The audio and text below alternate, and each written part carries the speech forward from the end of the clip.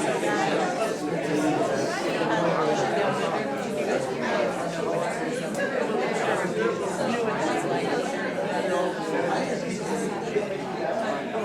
everybody, my name is Marla Novo. I'm the Director of Exhibitions and Programs here at the MAH, and also I'm the Interim Executive Director for a wee bit.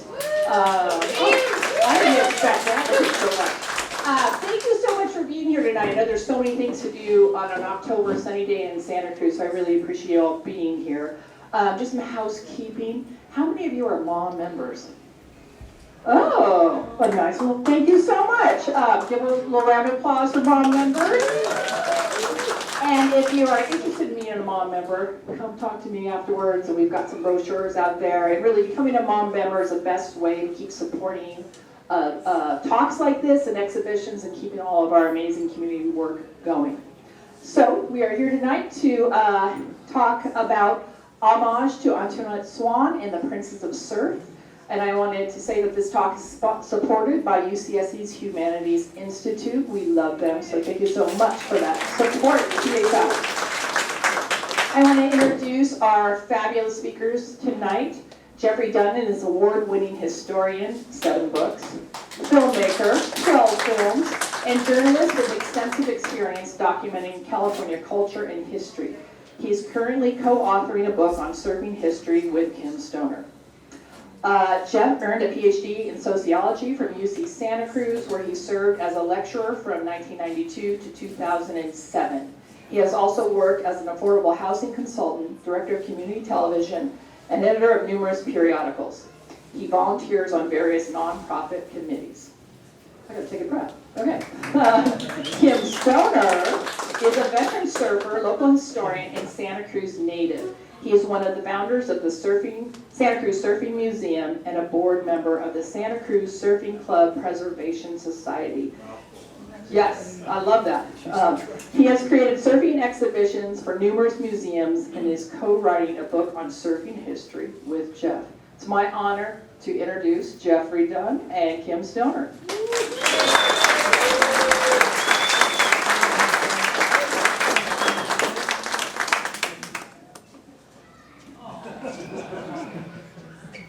I'm going to ask, do we need the microphone? No. You know, you can hear me. I had a great uncle, fisherman, Mighty Joe LaWorld. Some of you know his family. I swear to God, I could hear him from the whistling buoy off the wharf. So, if you have trouble, we do have mics. I don't like using them. I got to have this in my hand, and that's enough for me. I want to say something before we get going about Marla. She's the acting director, and really we are very grateful to her. She's been with us from the beginning, which is my other way of saying she put up with us from the beginning. Surfing is not a team sport, okay? And she's really held this together and has played a critical role in bringing this exhibit back. Now, I'm guessing, because I saw a picture of you, that I know who you are. And you have a little one. Do you want seats? There's some seats up here. Come on! There's some seats up here. There's a bunch of seats up here. I just want to say, how many of you here are surfers? Raise your hand. Okay. How many of you utilize the ocean, either sailing, fishing, surfing, body surfing, stand-up paddling, swimming? How many? Wow, that's not just about everybody. Welcome. All right. There's a couple more seats. There's a few more seats up here, and Connie, you can guide them up if they need it. I can barely stand. I've been at, Kim went to Santa Cruz High, okay? I went to SoCal High. And Harbor High, my kids did. We had our 50-year reunion picnic today. And one of my friends brought me in a bottle of rum, raw rum from the Big Island of Hawaii, because he heard about this talk. And so now I'm in touch with those spirits. And I don't drink Pass it around. It would be going like that, like it was at our picnic. Hello. So, I want to say a couple things here. First of all, I know it's hard to believe, but I've known Ken since I was a kindergartner. Okay? At Bayview Elementary. We both went to Bayview Elementary. We grew up basically in the same neighborhood. He was a little older than I. I lived right behind his grandparents. And he used to throw rocks at my grandmother's chickens. They were dirt clods, and it was just so I could get in and get a few eggs from my mom. So we go way back with this, and the great thing is we've really been working on this together for a long time. So what I want to tell you is this presentation right now is it's a work in progress, and we're building toward this exhibit. And I want to talk a little bit about that. We know a lot of you. I don't see many of my family here, which is good. But you're old friends, so I want you to be part of the dialogue and process. Please don't be afraid to ask questions, interject, make suggestions, because we've got a big dilemma we're facing. And I'm airing our laundry a little bit, okay? We had plans I'll get to, and now we've got to decide how to handle this. And we'll make that decision, but it's kind of interesting. You get an inside, behind-the-scenes look at how an exhibit like this comes together, okay? So, it's a preview of the MAH exhibit for 2025. And I've already screwed it up. Okay, usually we make a statement at the beginning here at MAH that MAH is located on what were originally native lands of the Ohlone and other Mutsun tribes, and it's real important for us to acknowledge that here. I don't pretend to be an expert on native culture, although I've studied it my whole life, and I keep learning.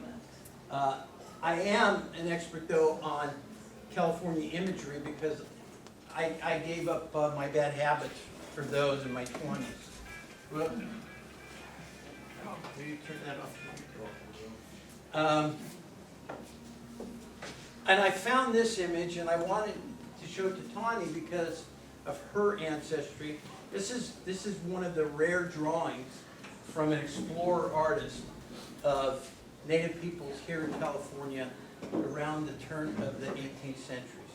Okay, and what we know a lot about those early peoples comes to us from the work of native artists or illustrators who were part of the explorations that took place. So they're given to us with a Eurocentric look, but it's what we have to deal with. Okay,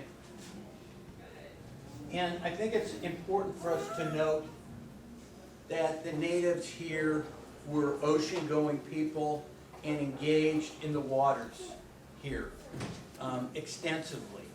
And one of the stories we want to chronicle is that history. And what's interesting is Kim and I have never talked to you about, I have surfers there. Who else has surfers there here for the beginning of it? Yeah, okay. They did too. And so when they've gone through and studied their bones, they've realized that the native people had surfers here too from dealing with the cold water of Monterey Bay. Okay? That's why I can't hear very well. Do you guys need seats? There's more seats. Okay? I just got back from Italy, and you know, my people, it's like, come on, welcome. Eat, sit. Okay. Come on, Jeff. It was good being there. Okay? This was a drawing that was done up in San Francisco Bay. And we have one of these reed boats that will probably be part of the exhibit because we want people to understand sort of the long-term significance of this story. Now this is a photo I found down in Santa Barbara, and this is one of my favorite photos in all of the California archive. And the woman in the middle is Isabel Meadows. Okay, was a native from Monterey County, and cousins of hers, also native peoples from Monterey County. And I knew members of that family, okay? Some of you know of the Post Ranch. Did any of you know Billy Post down in Big Sur? The Post Ranch, she was directly related to them. Billy Post was a cowboy in the Santa Lucias. My father was a cowboy. I knew him as a kid. Grand nephew of Isabel.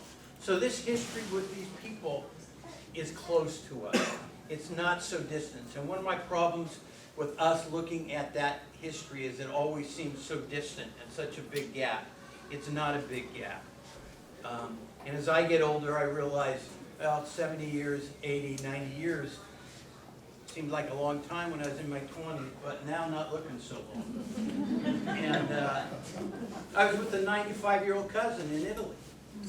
And it was amazing. My great-grandmother lived here. She was born in 1868, and she babysat. So, that goes back to Civil War time. I'm just saying, it's a lot closer than we like to acknowledge. And this history and those spirits are part of who we are today. All right.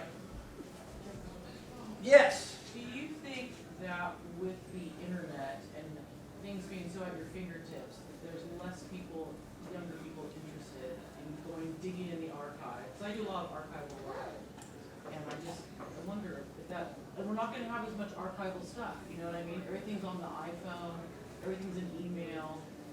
When your kids are gonna be, if they're trying to do an archive, they're not gonna have as much material. Or is this gonna be captured differently? It'll be captured differently. And we still got a lot to go through. You want me to talk about this? Yeah, Skip, go Okay, ahead. this image right here, this is back 9.5 years, in July 19th, 2015.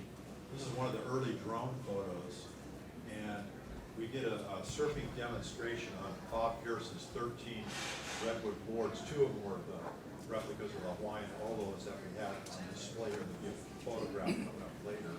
Let's see if I can pick one out. There's, see that longer one up there?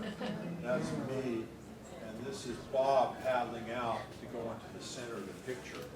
So we were at the river mouth on the 130th anniversary of the Prince's surfing that day. It was first introduced and documented in a local newspaper. And we had, like I said, we had an outrigger. There were other people that were farther away. There's a few more outriggers out there. At that same time that day, we had a surfing demonstration at Cowell's Beach with some of the top-notch surfers in California and Hawaii that actually rode the replica boards that he made. Everything from the Olos, the 2 replicas themselves, to Alias and Pipos. These are the boards that Bob made right here. There's 13 of them. And we're going to have those on display here with our upcoming exhibit in July, which will run for 6 months. And these are some of the this guy from Channel 8, TV guy. Anyway, there's Bob. And I want to acknowledge too, Barney, raise your hand. There was 4 of us that put on that 2015 event. Jeff, myself, Barney Langer, and Bob Pearson. Bob's not here tonight, but I see a group. Young is. Yeah, well, yeah, but the core group that organized that, but there's a bunch of other people, Denny, Dan Young, Boots, Randy Gray in the back there, Don Iglesias, naturally Marla. And right in front of us here, these were the crates that the 2 original Olos came in, were shipped here. And how we brought them into town was very unique. Don, who was president of the Santa Cruz Woodies at that time, we had 46 Woodies meet us at the Pass Temple exit. And we had the old 63 Santa Cruz PD Bel Air police car in front, leading a box truck. So we had all these Woodies, and we did a procession into town, came in over here on Cooper Street, brought the boards in, and then we had this Hawaiian woman, Kumakawi, do a Hawaiian blessing, and then we uncovered the boards. And from a surfing standpoint, these boards were basically like the Rosetta Stone, because everything morphed off of those boards. not just in California or Santa Cruz, but basically the Western Hemisphere. There's been nothing that has been proven yet that surfing started before them or documentation, other than speculation. So next photo. Okay, I wanted to show those photos because that's kind of where we left off, and I wanted to acknowledge Barney and Bob as well. It's been a challenge to keep this kind of research and effort going, and they've been absolute solid to work with, and we are grateful that we have each other, because I can tell you there are times when it's challenging putting these exhibits together and making decisions about which way to go. So look, we've got all these elements of an exhibition, and I just wrote these down to, let's see if I can get this. No. I don't know if I'm going to be able to pull this off. You're going to do it.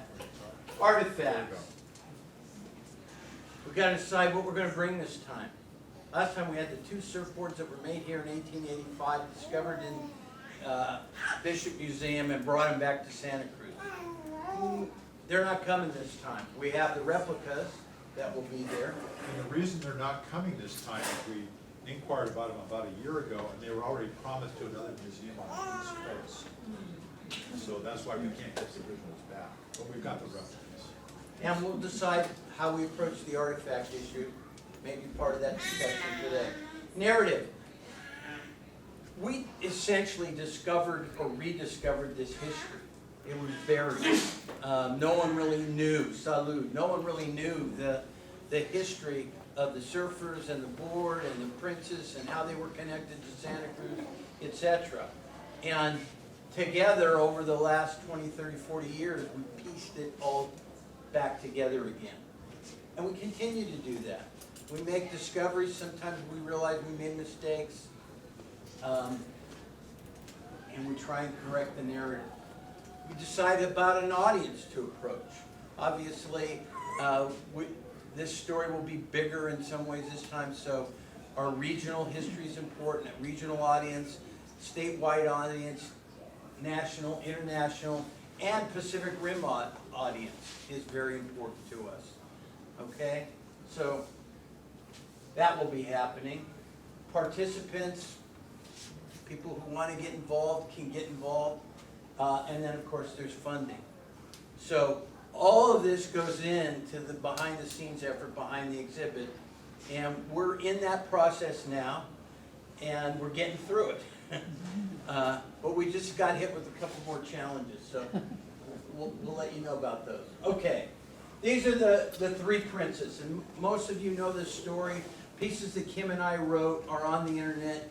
I think we have a piece in one of the museum journals about the story. Well, I think it's the MAH Journal 13. I don't know the number, but Anyway, one of the MAH journals has a piece about it if you want more details, and we'll cover some of it here.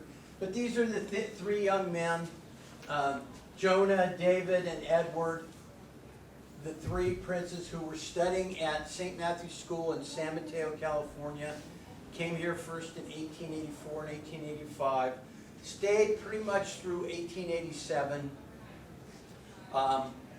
And provided the first exhibition of surfing. They also made surfboards here that we'll look at, and first brought surfing to North America. and in this image right here, I don't know if you can see it, I'll hold it up.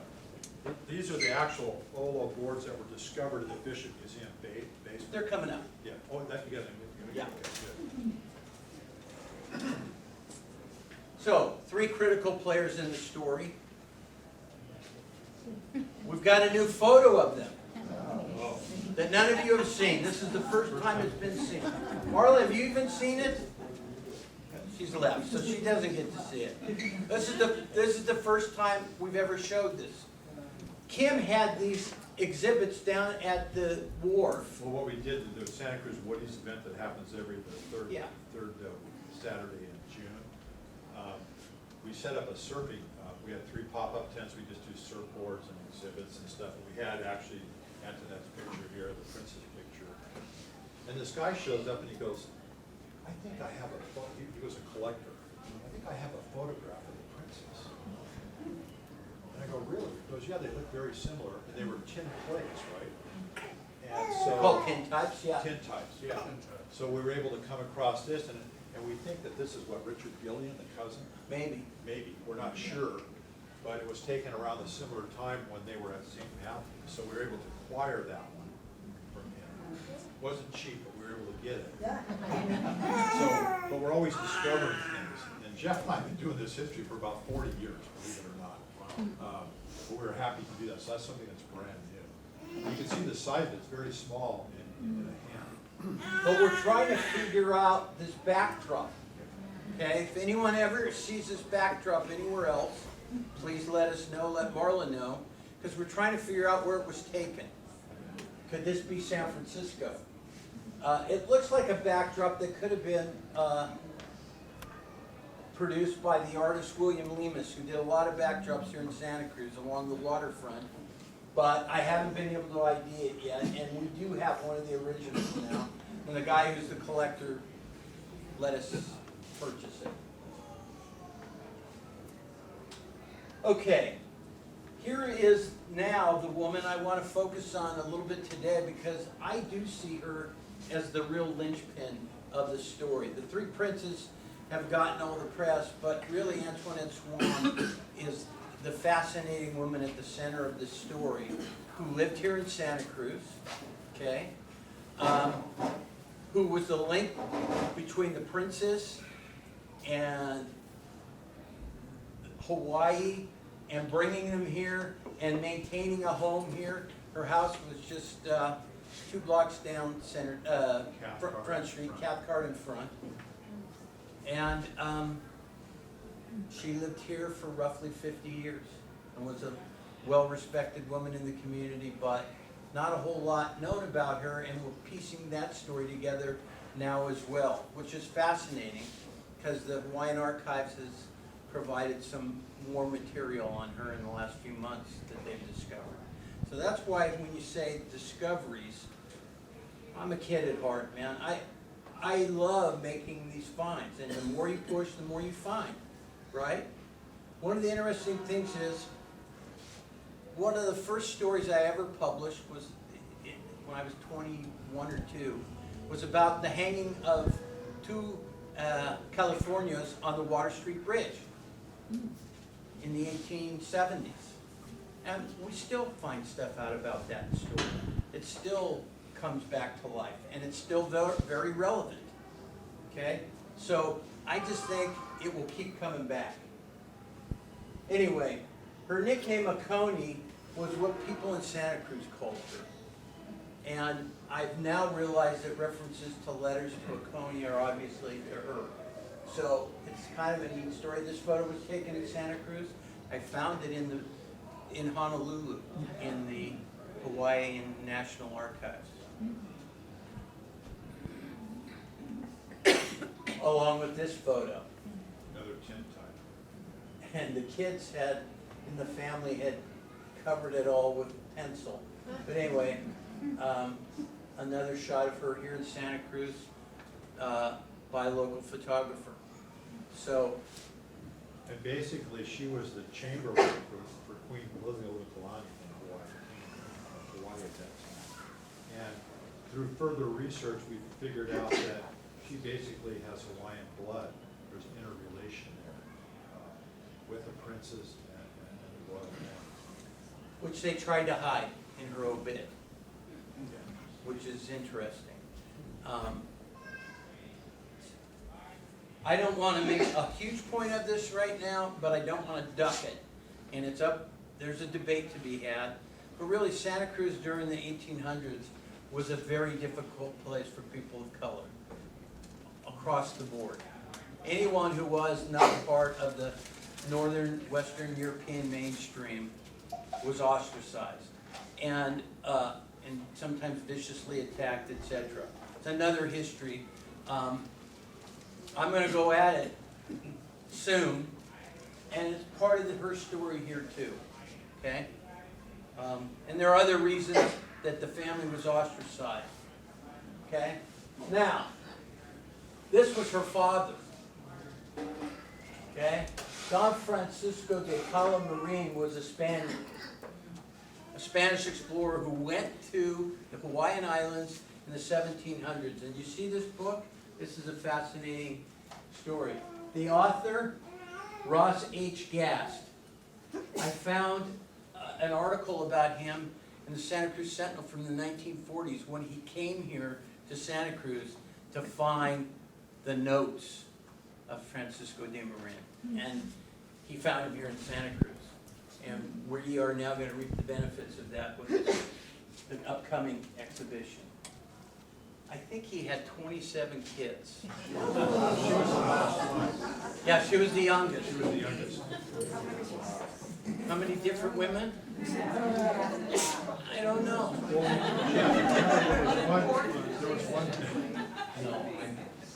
There was one documentation where there was a manifest from a ship coming from, what was it, Tahiti?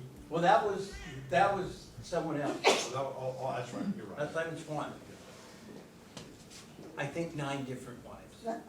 Or 9 different mothers to the kids. Okay? Father 27. He was a very important botanist. And so he was sending back plants to Spain and taking plants from Spain and bringing them to the Hawaiian Islands. So he introduced both animals and plants to Hawaii. And he also owned Pearl Harbor. Well, we have a photo of that. The lands around Pearl Harbor and downtown Honolulu he owned and left to his kids. There they are. Okay. Here are the boards as they were displayed 10 years ago now. All right? Here in the museum, it was the largest exhibit ever in the museum's history. Loved attendance too. That's, yeah. And we were lucky enough, we had Waters Martin, who was the chair of their Bishop Museum. Bishop Museum, came with 2 of the board of directors, and we gave him a tour of the Surf Museum. And then we brought him here, and the next thing you know, well, do you want to keep the exhibit longer? And so we talked to Marla, we talked to Nina at the time, who was the director. And because they already had other exhibits scheduled, we were able to push those out about 9 weeks, but that was all we could get.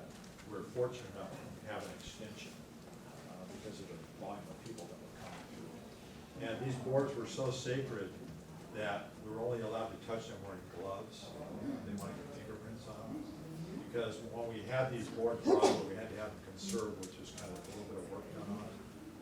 And we had to have them appraised, and we had to have crates made, and had to have them shipped out, and it was all expensive because they were very heavy. And these boards dry weighed about 185 to 190 pounds. And the replicas weigh 230, made out of redwood. Of course, with glass. But, so you're looking at kind of the Rosetta Stone, the surfing, these 2 boards right there. So, Santa Cruz surfing, Santa yes. Cruz surfing, yeah.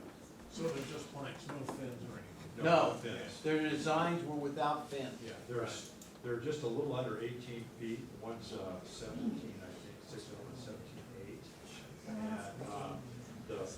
And they were made out of 6-inch thick redwood planks, which I think we've got some pictures in here of where the lumber came from. You'll get an idea. And because the princes were staying with Antoinette Swan at Cathcart and Front, the Grover lumber mill was just like 4 blocks away. So they could easily transport those planks to their property, and then they would have shaped them with draw knives. Okay, this is Mac Reed. He's a good friend of ours. He's the one that discovered these in the Bishop Museum basement. He had to get a special pass to go down there and look at them. There's a couple more pictures of them over there, and he came out for the exhibit. But right above him, up by his head, is Prince David's outrigger canoe. So these were bequeathed to the Bishop Museum by Prince, Actually, that's Kuhio's, yeah, Kuhio, the youngest prince. Jonah Kuhia. Jonah Kuhio, he passed away in 1922, and his wife bequeathed these to the Bishop Museum. And they didn't even know what they had. And they actually had one of these boards in their archives misidentified as, the material wasn't redwood, it was Northwest Island pine because it was real bleached.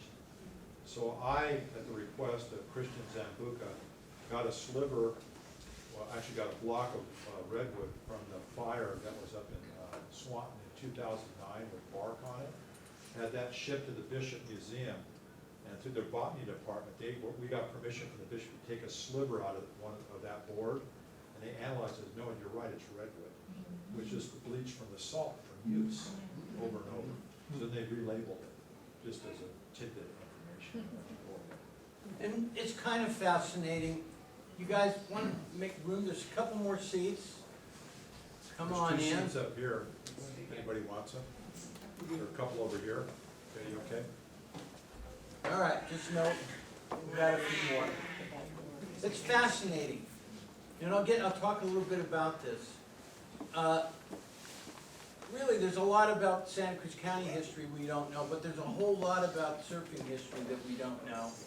And we sort of assumed that it would all be documented in Hawaii and through the bishop, and it hasn't been.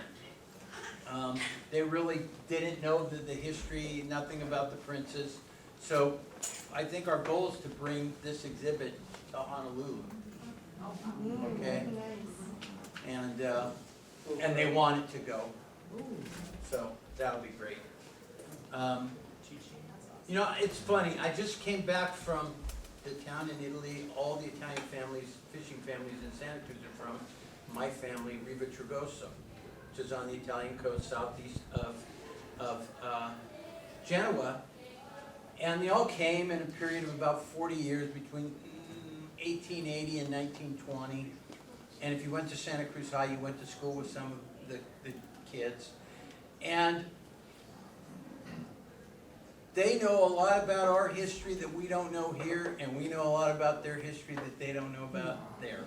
It's interesting. Danny's got a smile on his face, and Danny, I gotta tell you, do you know who John Carnea was, Senior?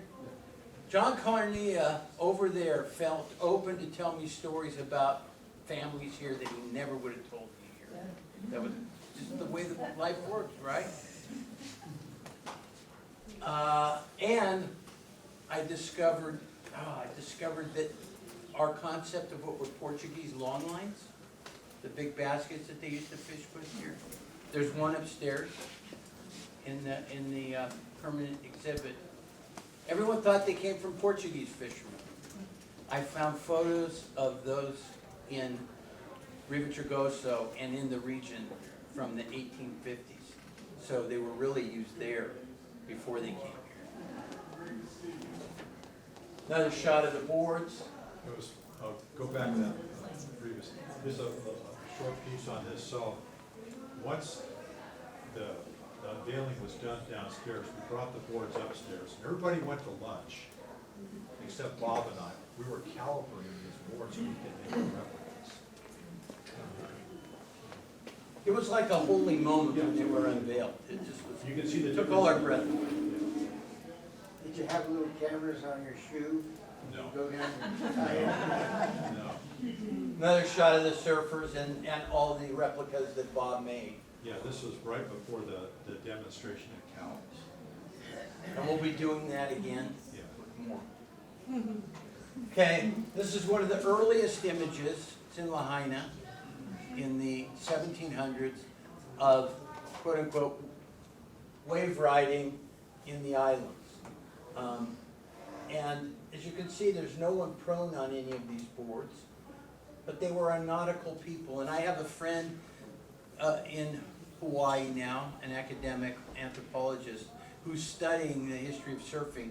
And one of the things that he argues about, and we'll get back to this some more, is the role of the intertidal zone, the surf zone, in not only just surf culture and history, but all culture and history, how important that zone is. It's a place where life emerges from. It's a place often where cultures come together. And people have engaged the ocean here long before the three princes got here, and that's partly what's an important part of the story. Okay?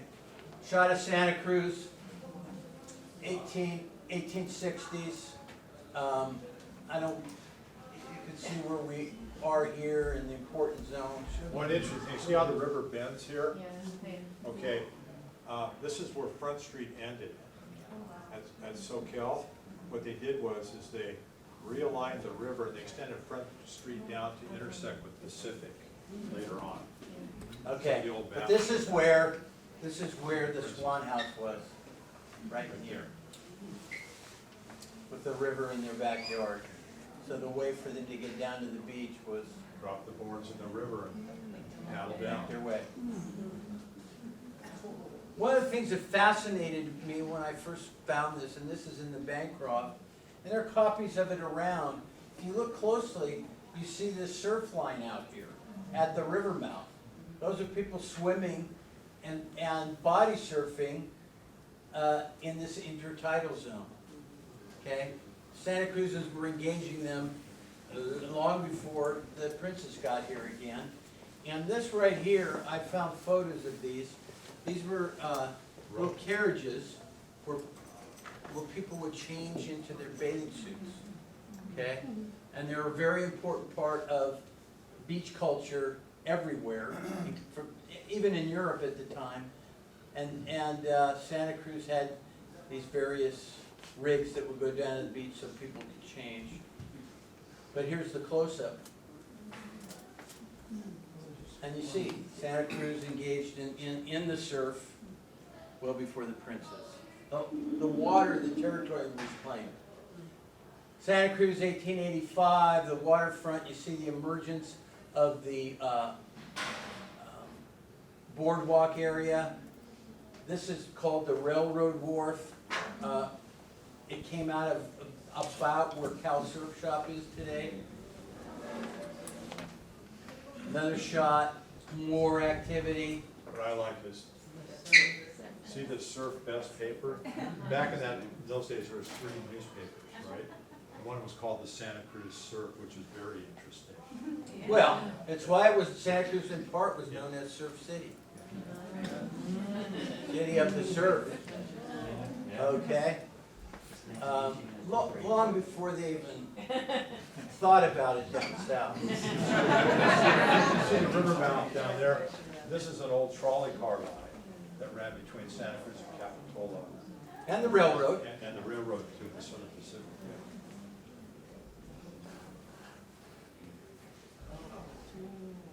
I found this photograph, Marla, upstairs, unmarked one day, and I'll tell more stories. Santa Cruz had what people known as watermen, okay, who were great natators, great swimmers, as they were called. And they held world records, and they had these massive races, again, here in the surf. But what's important is,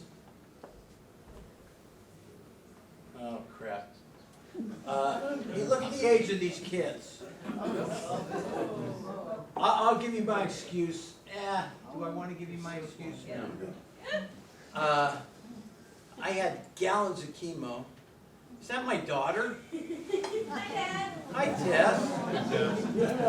How are you? I love you so much. Good. I'm proud of you.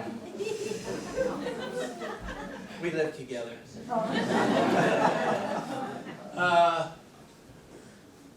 What are the little, oh, look who you found.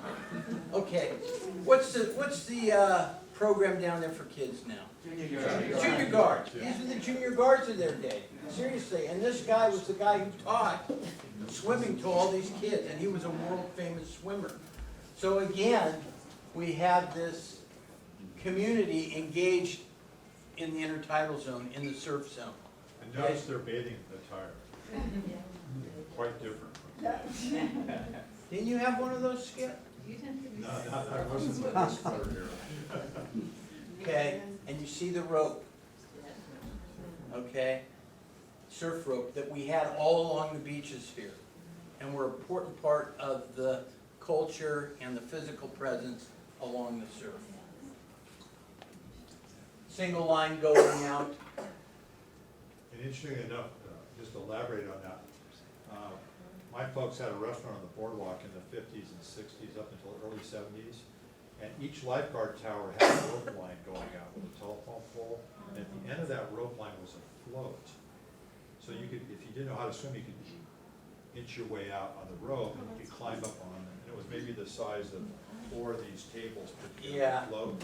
You could lay there and dry off, right? When you hang out, watch the Ida go by. And it's like, oh, I gotta go in now. It's cold and wet. You have to jump in and go your way back. But that was kind of like an interesting setup for people that really couldn't swim because they could make their way out along that road.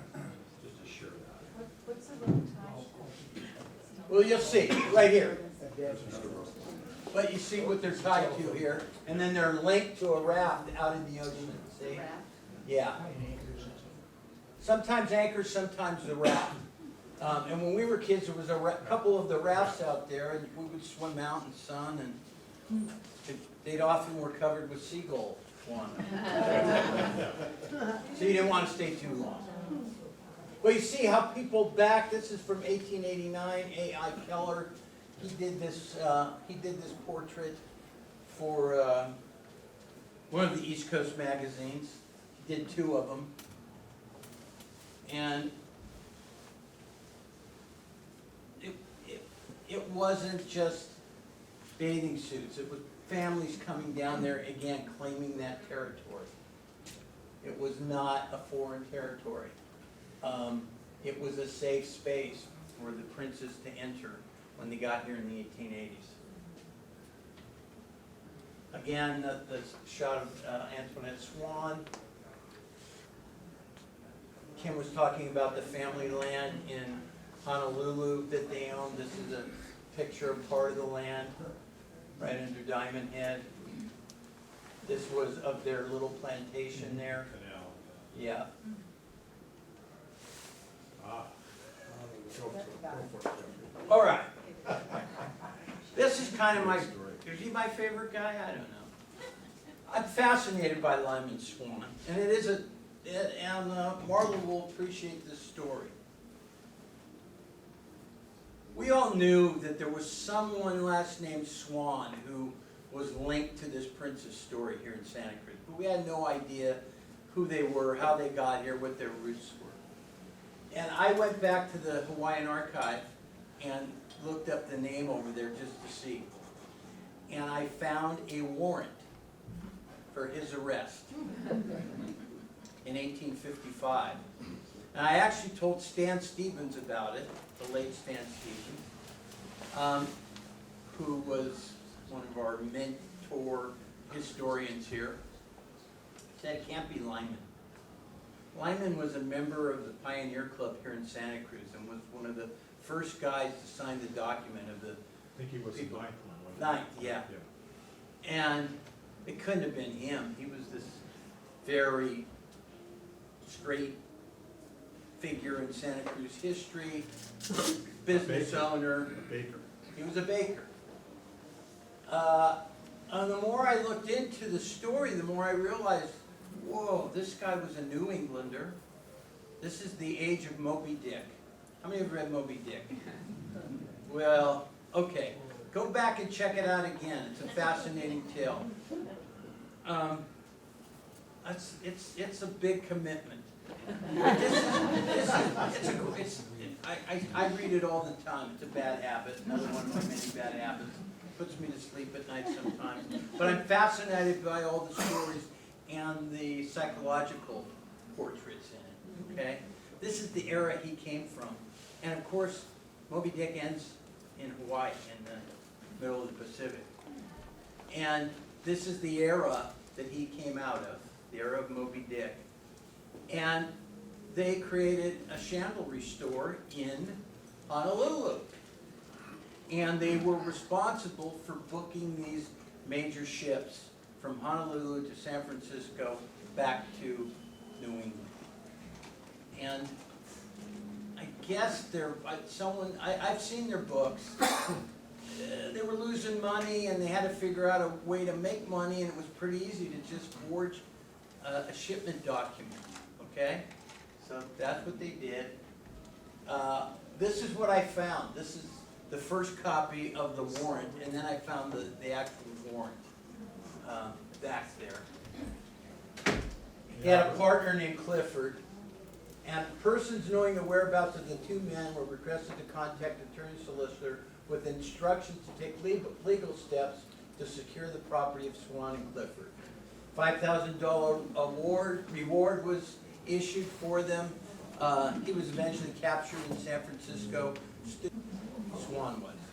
Went to San Jose, and then where do you go if you're in San Jose in 1858, 59 to hide out? You come over the hill.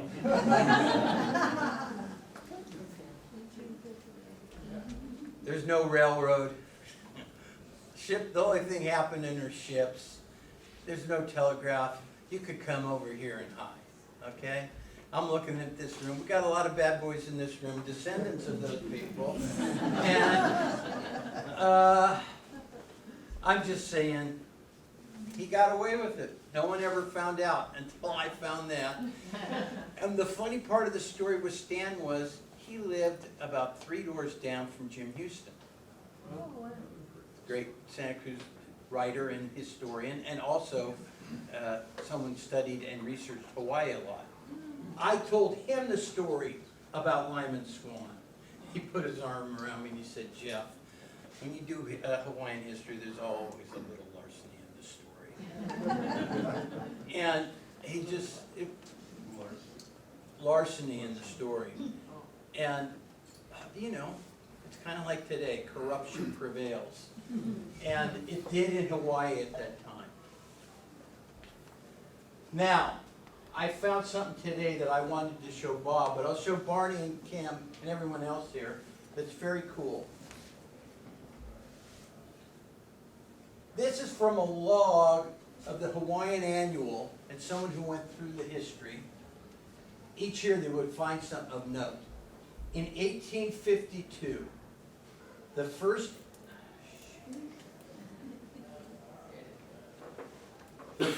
ice imported here, a few tons, was received from San Francisco and sold at auction at 25 cents and upward per pound. The first cargo brought here came from Sitka, Alaska, per Brig Noble, October 1854, consigned to Swan and Clifford. Does anyone know what novel starts with the discovery of ice? Do you know? Who said that? 100 Years of Solitude. Thank you. Gabriel Garcia Marquez would be proud. I love that, the way that story opens. Of course, that's in Colombia and in the Caribbean. But because of that, I've studied the flow of ice, commercial ice, from the Northeast, Canada, down to the Caribbean. I do a lot of stuff in the Caribbean. So I've been fascinated, and this is the first time I've encountered the story of ice in Hawaii. And Clifford and Swan are involved. I love that. Okay, back to our boys, this time with their hats off. This was probably taken in 1885, because in 1884, David came first just on his own. 85, the ages were 14, 16, and 17. Those ages that Prince. St. Matthew's Hall, can you see that back there? This is where they went to school. San Mateo, and then when they were off, they took the train in the 1880s to come here by train, and came and stayed with the Swans. This is a shot of them trying. There's Jonah and the other brother, maybe a cousin. I found their report cards recently. I wanted us all, I wanted especially Barney to see how good of students they were. So this is the kind of thing we keep finding that kind of broadens the story. Jeff, Yes? wasn't this kind of an idea to open Hawaii up to international politics and so forth, that the royal family would become educated? This is almost like Cambridge or something. No. Exactly. And they were consolidating power, the royal family was consolidating power at this time in the islands. And they were being challenged by these different countries coming. It was a time of great transition on many fronts in Hawaii. Anyway, we keep finding this. I found this photo. That's Jonah Kuhio. He was a great athlete.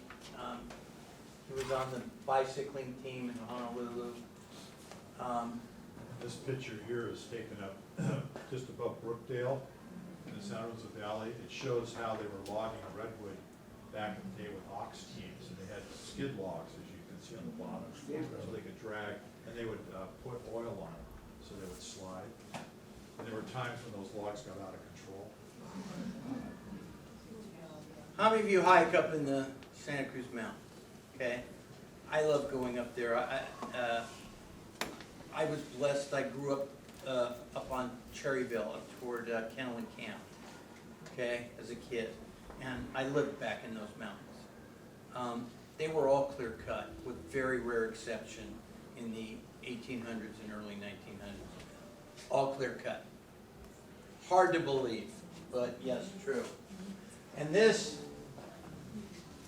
Bean Creek Road, Scotts Valley. Okay, where if you go up now, it's massive redwoods. But this was where,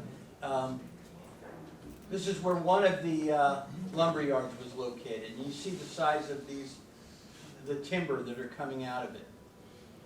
Skip up, go ahead here. Okay, this is an ad that was in the Santa Cruz Surf newspaper that I came across from 1887. The Grover Lumber Company was located down at Lower Pacific Avenue, sort of where those couple of hotels are right now. But back then it was one of the largest lumber yards in Santa Cruz proper. And as you can see here, the wagons, you can see the size of these timbers here. I think you have another picture. The thickness of them, those were 6-inch thick planks, and they're about 20 feet long, which they could shape their oval on. And if it wasn't for Skip Littlefield documenting that, along with Ernest Otto and some of his memoirs, we wouldn't know this. The story all came together once we figured out the geography of the story. Is Tess still here? That's the longest she's ever stayed. She hears enough of me. Okay, Santa Cruz again, now advancing 1880s. This is what it was like down there on the waterfront when the princes got here. Literally had benches down there to watch the surf, to watch the ships, and probably to watch them in their exhibition, because it was a special exhibition they put on down there. These ships, these came in 1887 over the 4th of July weekend. This is the same exact scene down there, 1880s, Santa Cruz waterfront. You get a sense, different time, but also, God, the waves look exactly the same. My cousins and I have to say, I grew up on the west side before we moved out to SoCal. And my cousins and I were in the water every day from about March until October. Just, we couldn't get enough of it. And I mean every day. So that's the way it was for kids on the west side, and hopefully they're still getting in and enjoying it. Okay? Okay, here's an interesting piece that I came across when I was doing research, I don't know, 20 or 25 years ago.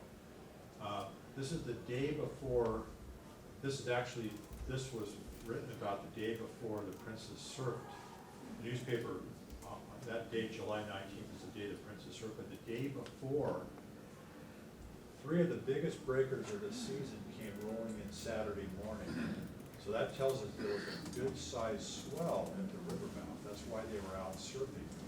And on that particular day, there was there were some swim races, some donkey cart races, there was music, and Ernest Otto, who was a writer at that time, documented all this stuff. We haven't come across all this history.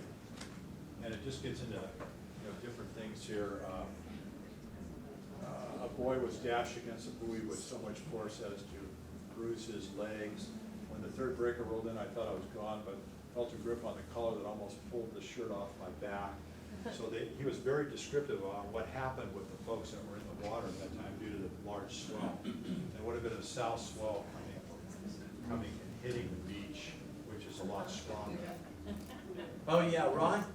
Is it known if these fellows made it up to Half Moon Bay to the big waves there? I doubt it. No. I doubt it. I mean, really, That's fun. right, well, they could have gone from St. Matthews there, but that wasn't a real connect. And B, old fishermen knew about the breaks at Mavericks, okay? But really, surfers didn't really discover those breaks until, what, the 1970s? Thank you, yeah. So no, but I want to say this about the river mouth. How many of you spent time at the river mouth? Randy, I know you. In the summer, it's pretty astonishing how big some sets can get, right? I mean, my cousins and I were telling someone one day, oh, you know, there was these 10-foot bumps out there, and they went, yeah, right. There were 10-foot bumps, and they still come. And they come out of nowhere, so who knows, but you know, we have the documentation that the waves were big that weekend and could have handled those boards. And this is the next day. Oh yeah, okay, this documents them surfing.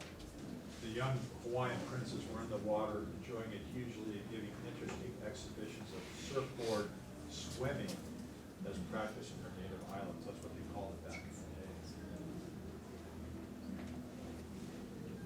Shot of the river mouth, 1896. Very different than it is today. You can actually go in it. I mean, take boats. And the railroad trestle right there. The two brothers, after they went back to Honolulu, the one brother died shortly after being here in Santa Cruz, Edward. David and Jonah became the two most important native politicos in the islands. They were both elected to serve in Congress. One was a Democrat, the other was a Republican because they wanted all bases covered. Keep it in the family. Yeah, it's a little different than our politics here today. There's Jonah with, who is that? Robert Howard Taft.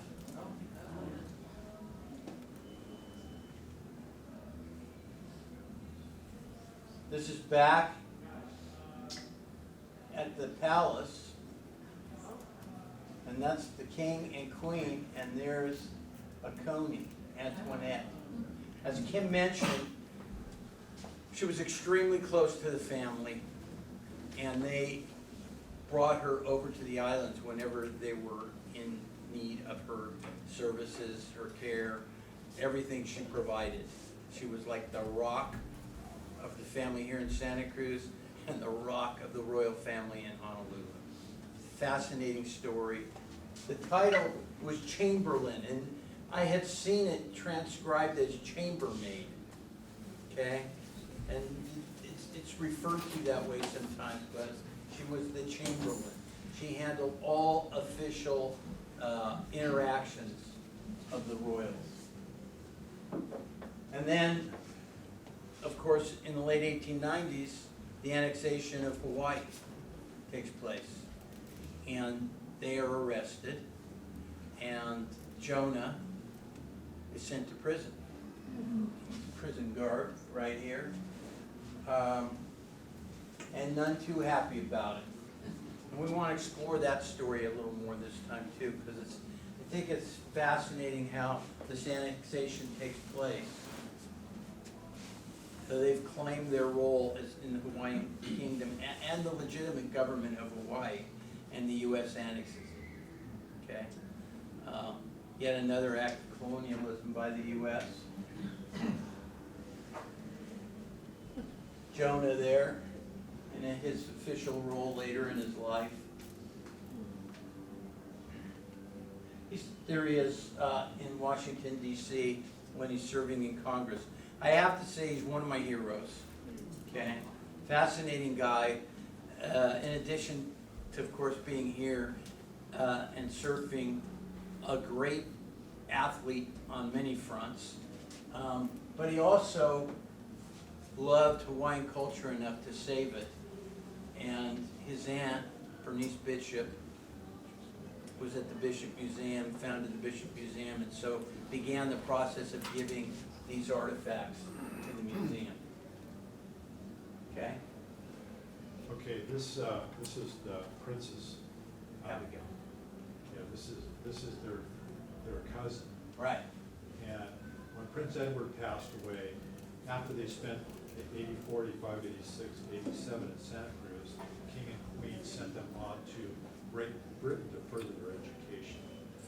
So the princess went with them, and she introduced surfing to Great Britain along with the two princes. And there's a plaque over there, just like Jeff and I had that brick plaque put out by the Surf Museum, honoring surfing here in Santa Cruz in 1885.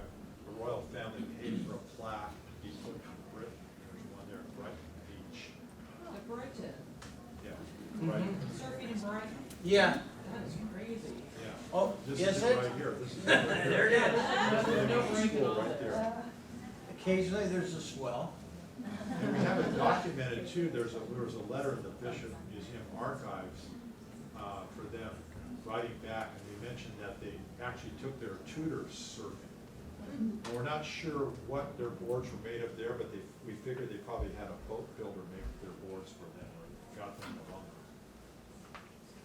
And we don't know what happened to those boards.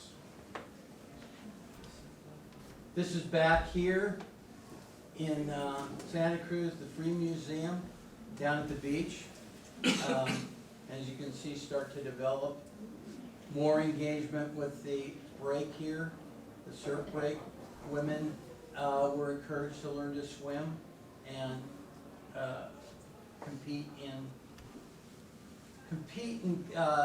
races along the waterfront. And then this was found in 1895. This is like the important little link to the whole story. Okay, a decade after they leave, or less than a decade, the boys who go in swimming at Seabright Beach use surfboards to ride the breakers like the Hawaiians. And the significance of this is the local kids had picked up on what they saw from the princes, and more than likely made their own boards and were enjoying this new enjoyment, not called a sport. And these are the kids at Seabright and the Rivermouth in the 1890s. And, you know, it's a fascinating link about how the Santa Cruz kids back then engaged the surf.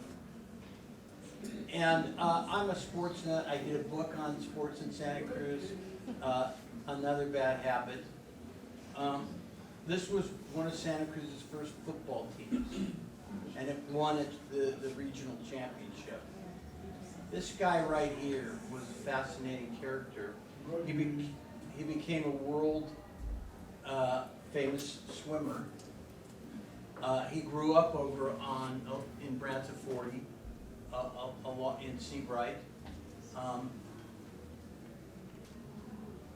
And I found this photo of the Swan family here. This is Swan's daughter, Arista, later Arista Melior. And you see this kid right here? That's the kid on the Was that football Reed team. Wallace? Pardon? That's okay. You can go to the next one. So he had a link to the Swan family. A few more here. Okay, that picture there, the gentleman on the left with the Camel cigarette, that's Warren Skip Littlefield. He was a famous writer. Who's that? What? Warren Skip Littlefield. Okay, and I had the privilege to be his assistant for 5 years back in the 70s when I worked at the Boardwalk for the Seaside Company. The gentleman on the right has the grandfather of surfing Duke Mononoke from Hawaii. And Skip brought Duke here in 1938. Actually, Duke was here in 1913. In 1920, he was a world-class swimmer. Can you speak speak up a little bit? Yeah. Or at least face the audience when you speak. Use the mic. Yeah, so Duke was here in 1913, 1920, and 1938. That picture, and you can see the marquee there made of him surfing in the water, surfing in the water carnival, the plunge at the boardwalk. And he put on a surfing exhibition here in this final surf. And then here he is in Hawaii, where he was a famous surfer, of course, and waterman. And this board he's with, Abner Pocky's board. That looks like an owl. Okay, this board right here, Abner's Pocky's board, was discovered in the 1830s, believed to have been made in the 1790s. I've now done research where we think this board was used maybe by Kamehameha the First to go from the big island of Hawaii to Oahu and Kauai. Okay? We've been offered this surfboard to come. So, oldest known surfboard in the world. They want a lot of, as we say, a lot of linguiça in A lot of things. So we're deciding, we've got to make a decision here. But I don't know, we'll see what we can do. But that's one of the options. And then this is another option. This is a fascinating part of the story, and I'll finish up here soon.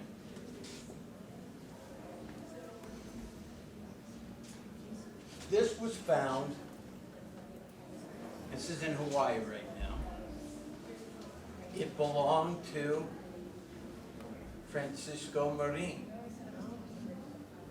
Coney's father, the guy with 20-odd kids.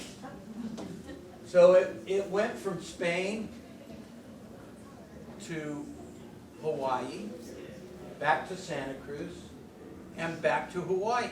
And I've now found out how it got back to Hawaii. Okay? At some point, a woman named Mrs. Jean Cowing Oakley, whose family I tracked down, was left this cabinet in this trunk, and all of the belongings in it went from Santa Cruz back to the Hawaiian Archive. And I found this list of all the things that were in it. Okay? This is when I'm showing Marla for the first time. It's an interesting list of archival material. And it all belonged to Antoinette's family and was part of Antoinette's special holdings here in Santa Cruz. So I'm thinking we might want to bring these back to Santa Cruz as part of the exhibit. There's some fascinating pieces in here. And remember that book I showed you? Francisco Marin's journals were in this trunk. And the historian Gass came and discovered these, and they finally made their way back to Hawaii in 1970. So this is a possibility right now for the exhibit, and we're going to have to decide. Part of the, if you have any ideas on that, let us know.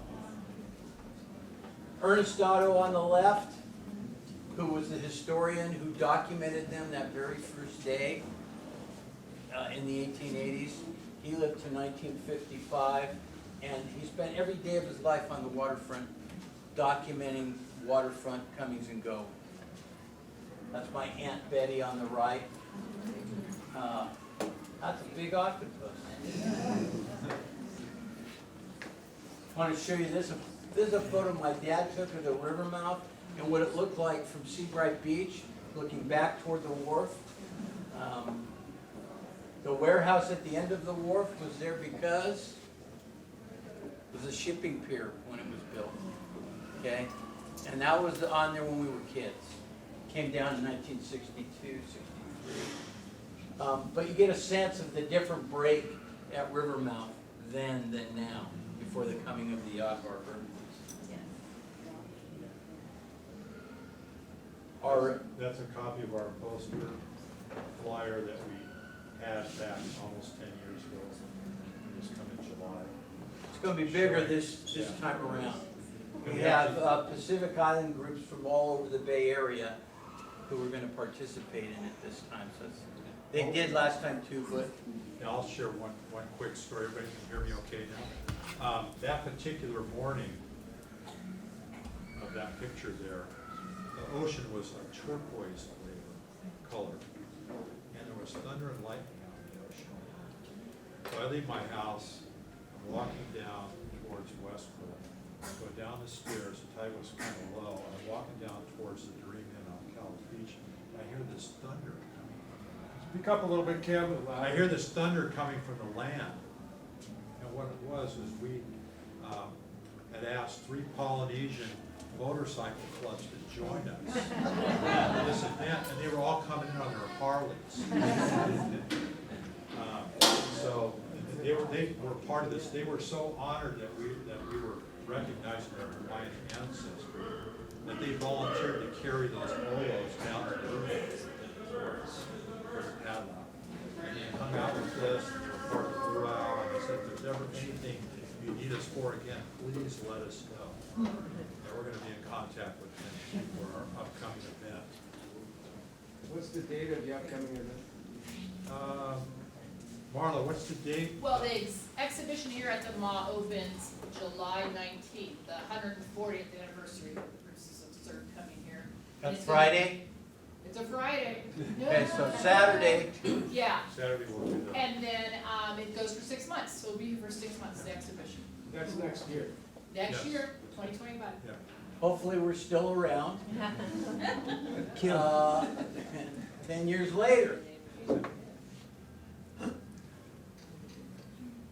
And that's the beginning of the paddle out. Yeah, that's me jumping on one of the olos, and just to give you an idea what it was like to paddle that board. If you can think of what a telephone pole would be like if you were trying to paddle. There's no fin, and it's, 5 3/4 inches thick, and it's almost 18 feet long, weighs 235 pounds. So interestingly enough, if you surf, no matter whether it's a longboard or shortboard, you know your sweet spot. When you jump on your board, you go, oh, this is exactly where I need to be. That thing I had to keep sliding up on to find a sweet spot to where I felt comfortable to paddle it. And then the fact is, there's any kind of chop on the water like there was that day, it wants to do this, And just to give you an idea, for those that surfed, it was very interesting. You ready? Yeah, something about that day when we paddled out on the redwood boards. I'd surfed here my whole life in Santa Cruz, and it was the most magical day in my life surfing. The water was 70 degrees. wow. 70 degrees, kid you not. Lightning, thunder, turquoise sky, like Kim said, the water. It was a special day. Magical.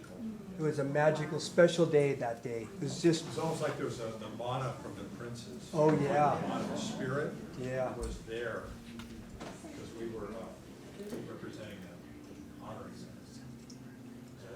That's it, and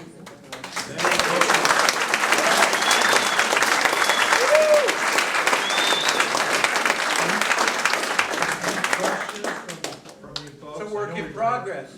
Yes, Jeff, yeah. in the book that you collaborated with, the little thin photo one that you put in all the drugstores, all the photographs, I'm sure you got access to all those photographs with Tommy Hickam on them. Well, Hippo did a different one. Well, some of the pictures in are credited, it came from you. Yeah, You contributed those. In the beginning, there's a picture, a rendering by Jimmy Phillips of the three princes. that's in his book. That's in his book. And I don't use Is it that from a because it's, photograph or from the? no, I don't use it because it's not an accurate portrayal. So my question is, are there any accurate photographs of the princess actually surfing in Santa Cruz? No, because back then nobody took pictures. I mean, there are pictures for, Well, we saw pictures, I Yeah, saw but- pictures of them yeah. at St. Matthew's. So I'm just wondering if they had any pictures of them surfing. You know, there aren't many photos. I did the book on the waterfront history that's available in the drugstores. And, you know, there really aren't many of the actual people fishing or on the wharf until the early 1900s. Right. There's a very few. There was a major setup required for the photo to take place. And so catching stuff like that and moving, not so much. No photos.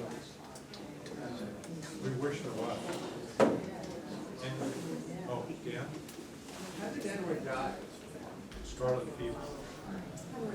He also, I think, jumped off the trestle and hurt himself jumping off the trestle into the shallow water, which I have done personally. Okay? And so have you. Yes? I was wondering, Dr. Antoinette Swan, are you gonna say how she connected with, her husband? Did they connect in Santa Cruz? Did they marry? No. They were married over there when he was doing. So they met in Hawaii. And had their first kid over When he there. had to abscond, she went with him. She came here. Okay. And she was the connection with the princess. She Well, right. basically- Yeah, but Right, no, right. she stuck. She stood by her man. Right. Okay? Kind of. You know, it's an interesting story for her to be going back and forth, and then she goes to England with the Queen. I mean, it's a fascinating story. Yeah, that's, will The you letters elaborate are in your fascinating. exhibit? Will you elaborate on that story? Oh, yeah. Okay, because that's really interesting to me. Yeah, in a nutshell, she mothered them and fed them koi, their native dish over there for the princess. If it wasn't for Antoinette Swan being here, the princess probably would never came. Right, because they kept coming to her house every summer, right? Yeah. Yeah, for 3 years. 3 years, yeah. Except for when David came 4 years. Right. And I'm sure he went back after his 84 year here and told his two brothers, man, they're serving Santa Cruz. In the Or summer, else we're there's gonna go koi to in Santa Santa Cruz, you know? Cruz. Yeah, at least boy, Yeah. they did everything here. I mean, that's a cool thing. I found them skating at one of the roller rinks. There's all sorts of stuff they did here. Santa Cruz is fun. Still is. There'll be a lot more to come. Yeah, We just kind of gave you right, yeah. a flavor. Thank you.